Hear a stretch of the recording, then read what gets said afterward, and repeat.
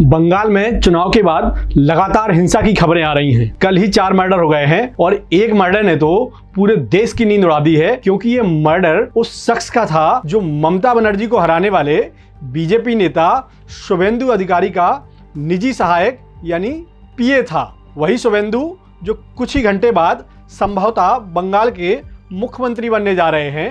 वही शुभेंदु अधिकारी जिन्होंने इस बार भवानीपुर सीट से सिटिंग सीएम ममता बनर्जी को दूसरी बार हराया है। लगातार दूसरी बार, पहले नंदीग्राम से हराया था और इस बार भवानीपुर से। 2021 में शुभेंदु ने ही ममता को नंदीग्राम से चुनाव हराया था। तो जाहिर सी बात है, जब भावी मुख्यमंत्री के करीबी का ही मर्डर हो गया हो तो बाकी प्रदेश में लॉ एंड ऑर्डर कैसा होगा, आसानी से समझ सकते हो। और ये तब हो रहा है जब बीजेपी बंगाल में खुद सरकार बनाने जा रही है और टीएमसी को सत्ता से बाहर कर दिया है। बंगाल में 2 दिन में 5 हत्याएं हो गई हैं, 433 गिरफ्तार हुए हैं, 1100 से ज़्यादा लोग कस्टडी में हैं। और सबसे बड़ा सवाल, बंगाल में सत्ता तो बदल गई है लेकिन हिंसा की राजनीति नहीं बदली। क्यों, बताएंगे आपको आगे। नमस्कार, मैं उदित तिवारी और सब ठीक है। पश्चिम बंगाल में चुनाव खत्म हो गए हैं। बीजेपी ने 15 साल बाद ममता बनर्जी की सत्ता उखाड़ फेंकी है। शुभेंदु अधिकारी जो अब तक मुख्यमंत्री की रेस में सबसे आगे हैं, जश्न का माहौल चल रहा है। लेकिन बंगाल में जश्न और जनाजे दोनों साथ साथ चल रहे हैं। कल रात ही शुभेंदु अधिकारी के पीए की हत्या के 1 घंटे बाद ही एक और बीजेपी कार्यकर्ता रोहित रॉय को भी गोली मार दी गई। उसकी भी हालत गंभीर है। ये घटना बसीरघाट जिले में हुई। सत्ता परिवर्तन के बाद से राज्य में बीजेपी के 3 और टीएमसी के 2 कार्यकर्ताओं की हत्या हो चुकी है। अब तक 200 केस दर्ज हो चुके हैं। और इस हिंसा की सबसे बड़ी, सबसे सनसनीखेज खबर शुभेंदु के सबसे करीबी आदमी चंद्रनाथ रथ की हत्या है। 42 साल के चंद्रनाथ रथ राजनीति में आने से पहले एयरफोर्स में अधिकारी रहे, यानी आईएएफ में नौकरी की, देश की सेवा की और रिटायरमेंट के बाद कॉरपोरेट में गए, फिर राजनीति में आ गए।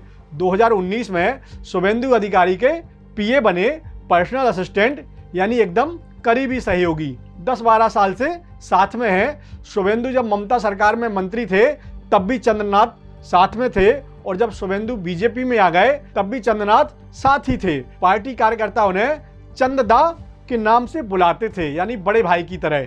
2021 के चुनाव में भवानीपुर के स्ट्रांग रूम का विवाद शायद आपको याद होगा। जब ममता बनर्जी मतगणना से पहले काउंटिंग सेंटर के स्ट्रांग रूम में घुस गई थी, उस रात शुभेंदु अपने गृहनगर गए हुए थे। उनकी जगह बाहर खड़े थे चंद्रनाथ रथ, पुलिस वालों से बहस करते हुए, बीजेपी कार्यकर्ताओं का नेतृत्व करते हुए। मतलब वो आदमी डरता नहीं था किसी से भी। लेकिन देखिए, जब वक्त बदला तब होनी को कुछ और ही मंजूर था। बात बुधवार की रात की है।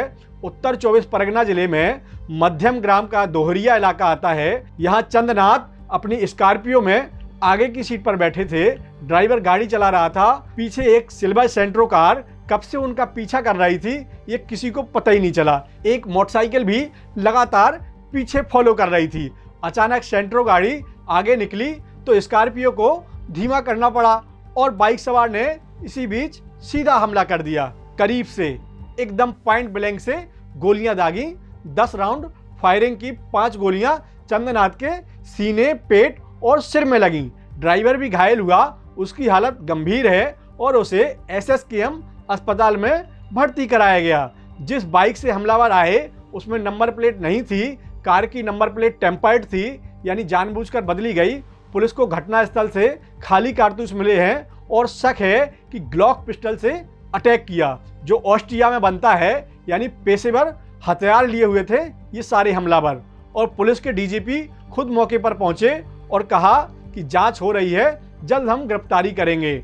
लेकिन यह इत्तेफाक नहीं था, सीधे सीधे यह सुनियोजित मर्डर था। बीजेपी ने आरोप लगाया टीएमसी पर। बीजेपी नेता अर्जुन सिंह कह रहे हैं कि अभिषेक बनर्जी ने यह हत्या करवाई। वो मैसेज देना चाहते हैं कि सत्ता गई तो क्या, दहशत अब भी हमारी है। बीजेपी की किया घोष बोल रही हैं कि यह रैंडम हमला नहीं था, चंद्रनाथ को उनकी राजनीतिक भूमिका के लिए टारगेट बनाया गया।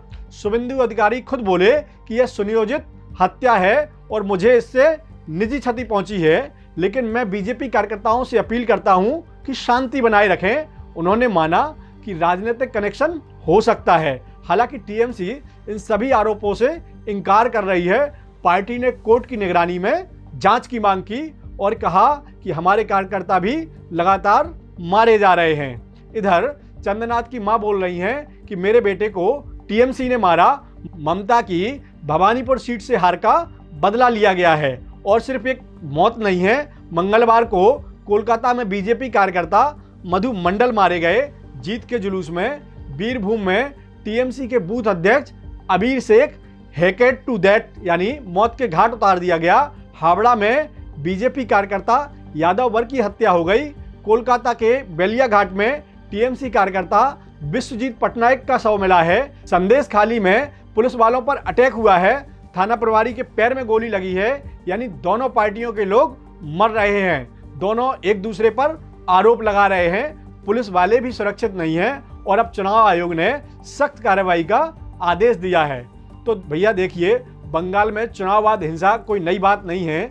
यह दशकों पुरानी बीमारी है। लेकिन जब किसी के पास ग्लॉक जैसा हथियार हो, जब कार की नंबर प्लेट बदली जाए, जब रैकी करके हत्या की जाए, तो यह गुस्से में की गई हिंसा नहीं है। यह सिस्टम है और संगठित है। और यही है बंगाल की राजनीति का असली चेहरा, जहां जीत के बाद खून बह रहा है। सवाल यह नहीं है कि कौन जीता, सवाल यह है कि क्या जिंदगियां सस्ती हो गई हैं और क्या हिंसा की राजनीति बदलने में वक्त लगेगा। बताइएगा जरूर। बाकी फिर मिलते हैं अगले वीडियो में।